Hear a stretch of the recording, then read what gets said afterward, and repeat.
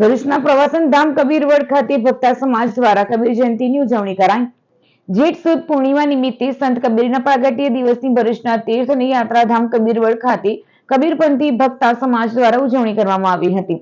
આ પ્રસંગે મહંત રાજેન્દ્રદાસજી, અરવિંદભાઈ ભક્તા, રમેશભાઈ ભક્તા, ભાસ્કરભાઈ ભક્તા તથા ટ્રસ્ટીગણ સહિત ધામણ ગામ સુંદરકાંડ મંડળી દ્વારા વિવિધ ધાર્મિક કાર્યક્રમનું આયોજન કરવામાં આવ્યું હતું। ભક્તો દ્વારા મંદિરની ધજા આરોહણ, પૂજન અર્ચન તથા ભજન કીર્તન યોજી ધાર્મિક વાતાવરણ ઉભું કરવામાં આવ્યું હતું।